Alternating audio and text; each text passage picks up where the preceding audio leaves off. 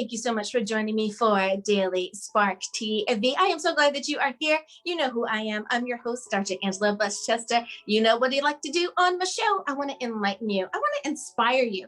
I want to empower you to become your best self. And I think that my guest agrees with that as well. Well, go on, get comfy cozy, because we're about to get started. My guest today is Lizelle Kipling, and we are talking about her book, Cherry Blossoms. I know that I love cherry blossoms, so I can't wait to talk to her about such a beautiful book. So let's get started.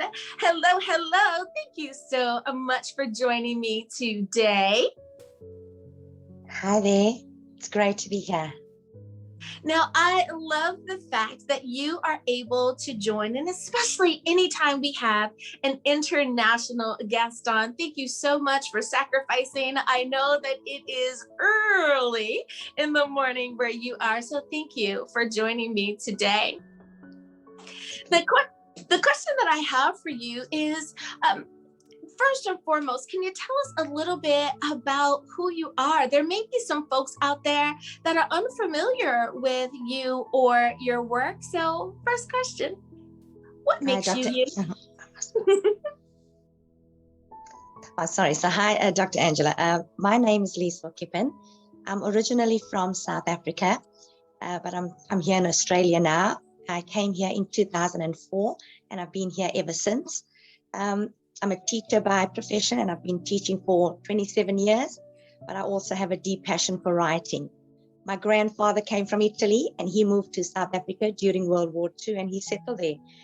So I come from a rich heritage, I must admit. But I'm officially now in Australia and I'm now an Australian resident. I love it. I love it. And, you know, we have so many international guests on, and it is so nice to just see how not only is the show reaching an international audience, but that we are able to inspire people around the world. Because no matter where we are, we think that our voice doesn't, sometimes people think that their voice doesn't matter, but it really does. And we can see just in the example of having you on how our voice reaches not only our communities, but our global communities as well. And I love that.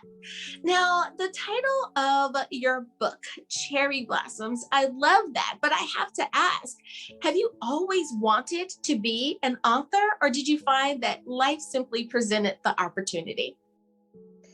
I think it was more a case of life presenting an opportunity. I used to write, but just random things. So it wasn't really a book per se. I hadn't thought of being an author. But last year with COVID, and having so much time on my hands, I decided to explore that option further.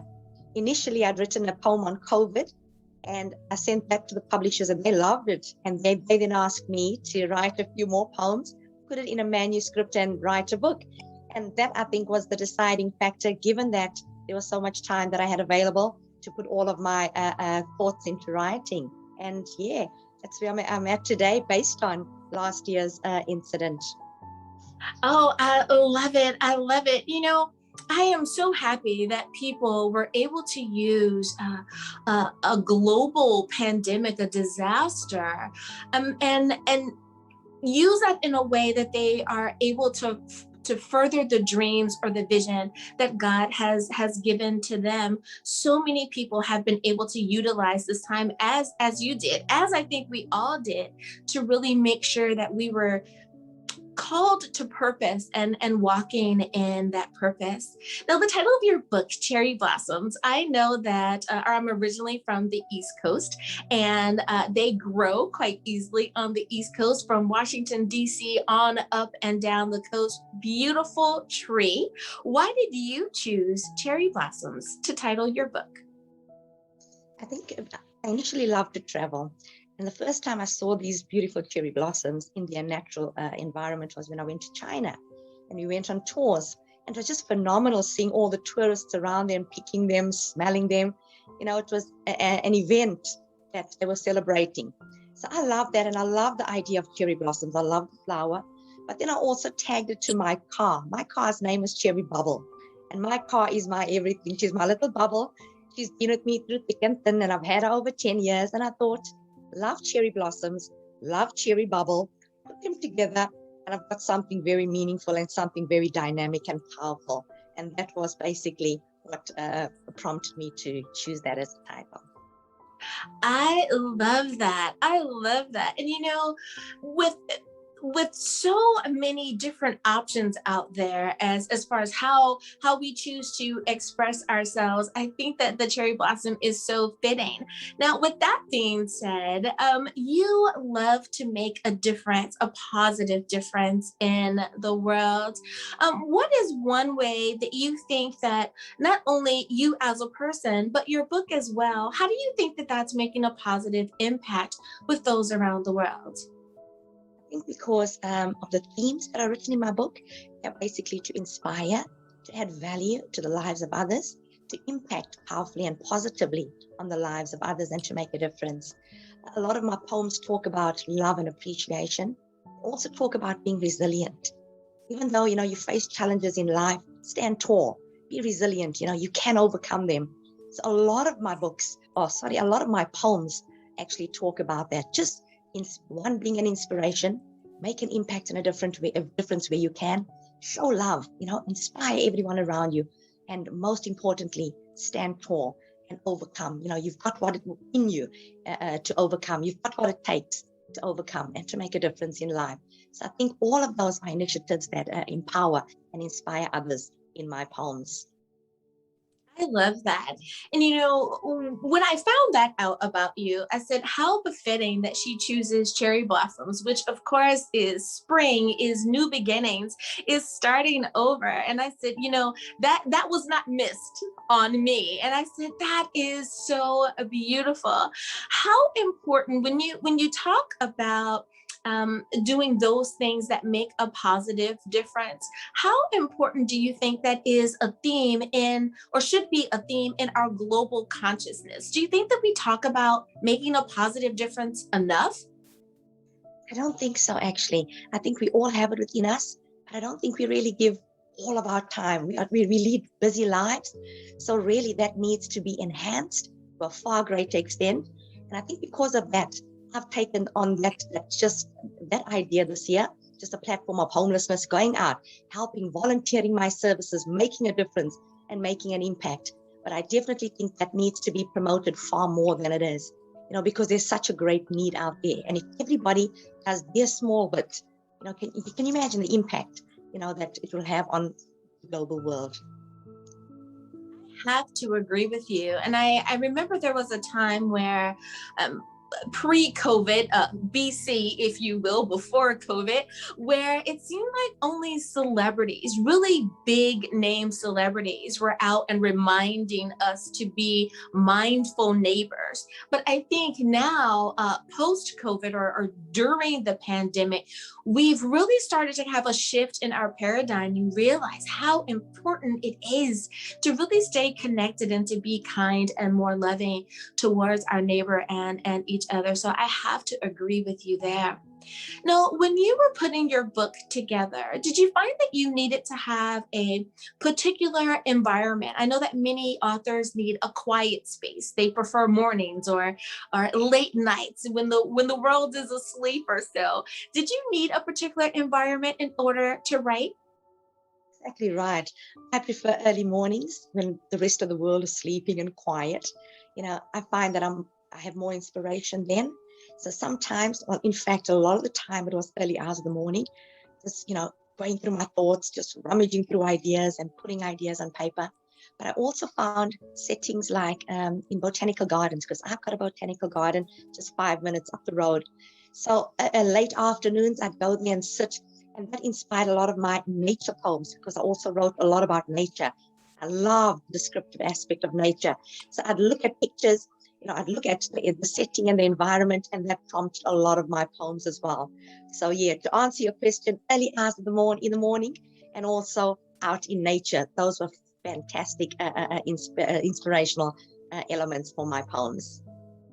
And I find that more and more of the authors that I am talking to prefer one extreme or the other. But the one thing that they have in common is the world is asleep, so to speak, that it is in that quiet, in that calm, where the hustle and bustle has settled or hasn't quite started yet, that people are able to really have that time with God or have that time in contemplation where they're able to really hear what needs to be shared. And I love that.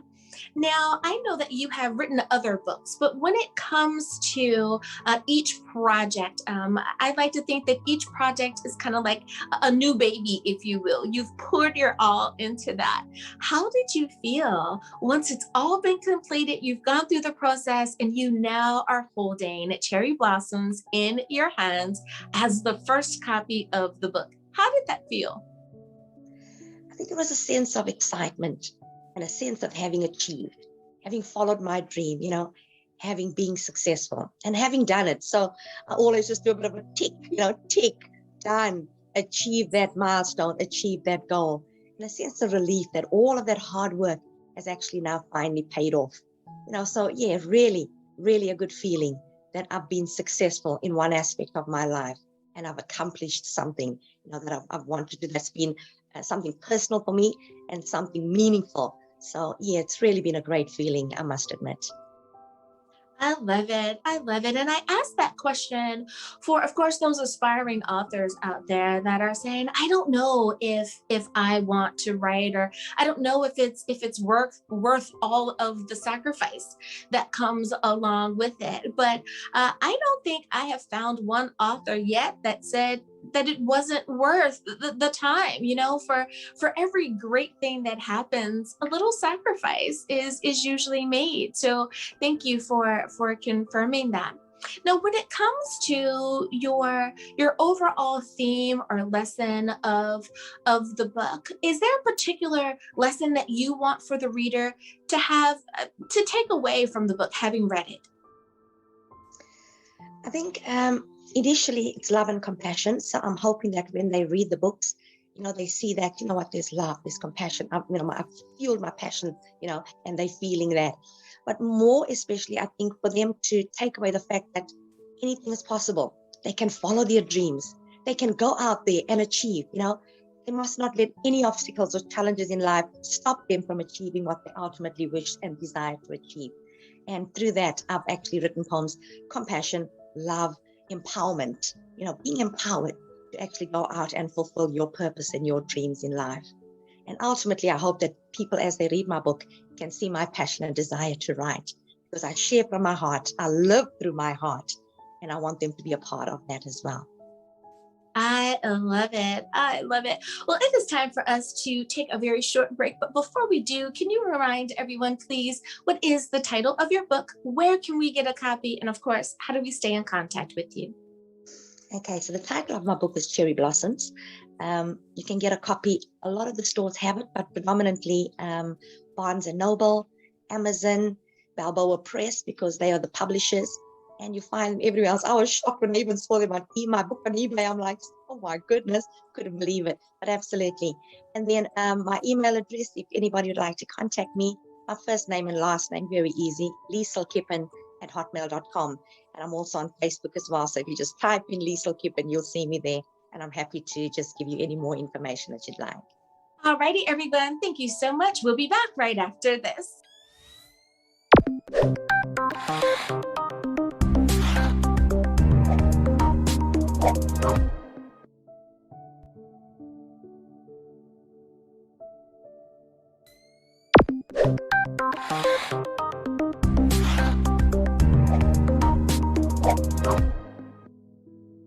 And we are back. Thank you so much for joining me for Daily Spark TV. I'm excited to be talking with my guest today, Liesel Kippen, and we're talking about her book, Cherry Blossoms. Now, the next question that I have for you, we kind of touched a little bit earlier on being a writer and what it means to be a successful writer.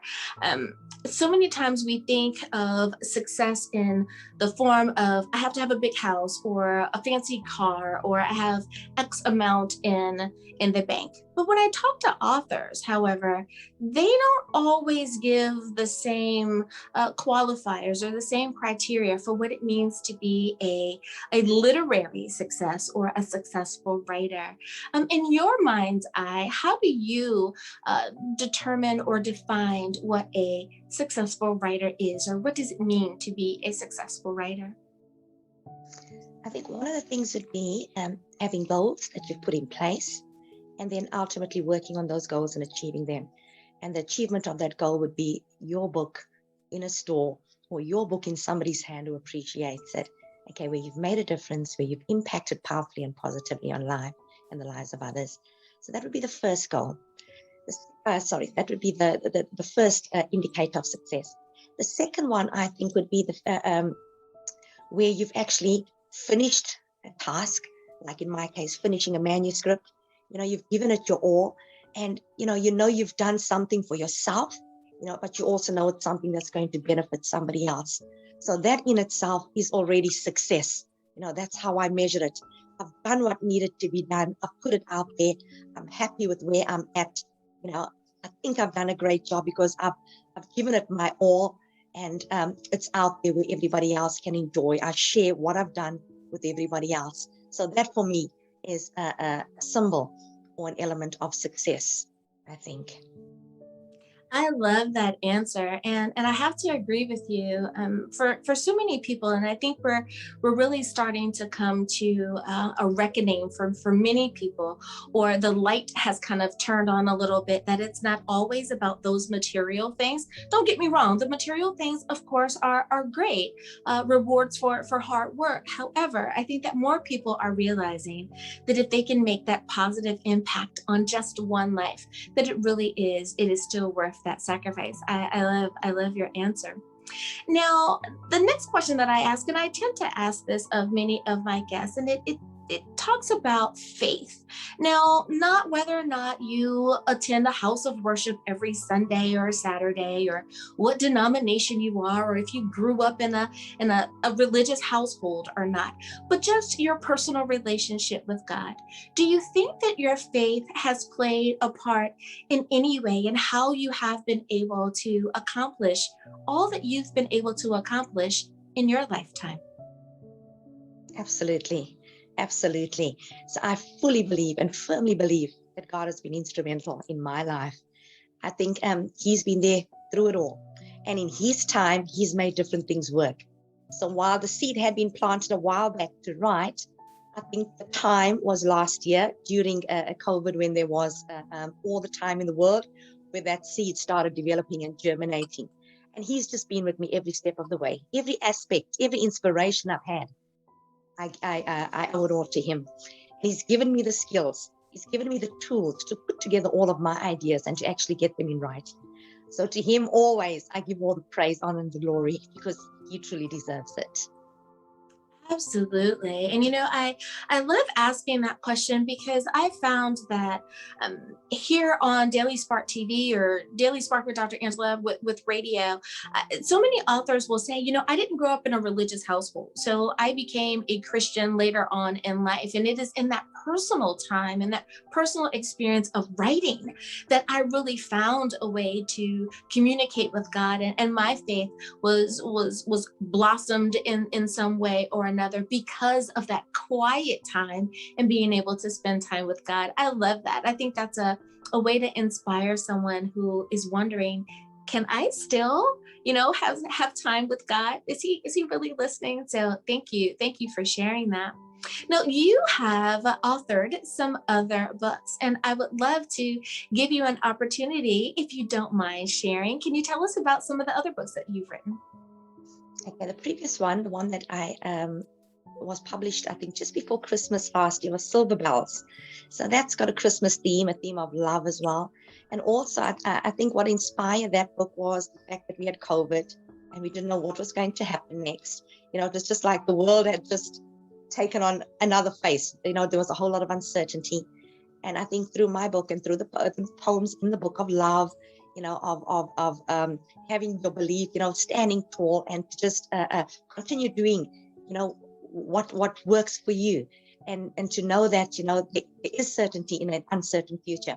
All of those poems were in silver bells, and that was my second book, which is a Christmas theme as well. Love that book because it also highlights Christmas. So even though we had a whole lot of COVID happening, Christmas was there, on the brink of it all, and Christmas is just a beautiful time.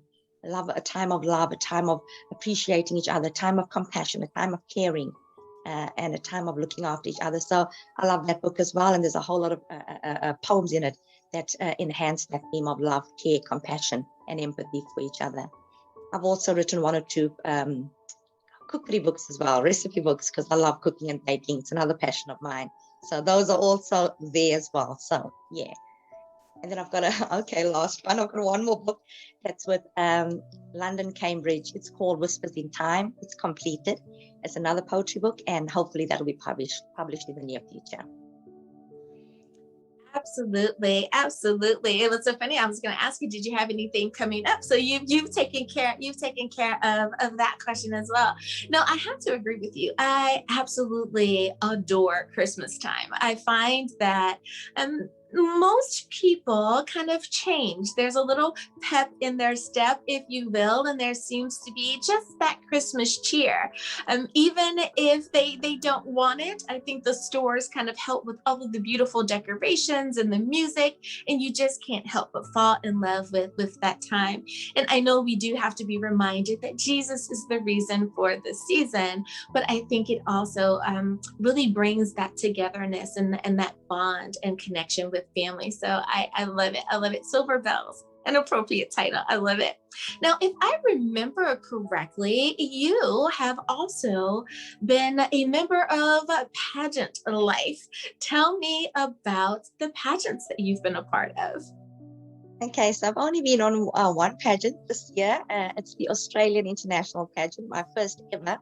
But I absolutely love the fact that I'm in it because my platform is homelessness. And as we were talking earlier, this has been an absolutely phenomenal journey for me because I'm now able to impact in my community and my environment and help wherever I need. So a lot of the time initiatives have been fundraising initiatives to help the homeless. There's stuff that I do, initiatives I do throughout the week that basically targets homelessness and helping homeless people.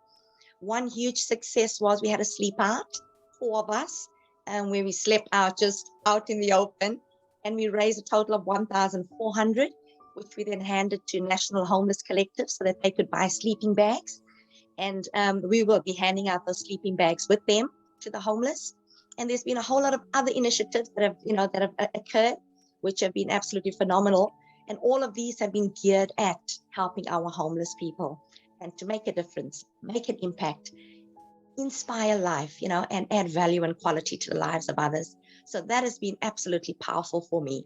And I'm so appreciative of this journey because it helps me to think of others and to help others and, be there for everybody else, not necessarily just for myself and my family. So yeah, that's been phenomenal this year. I love it. I love it.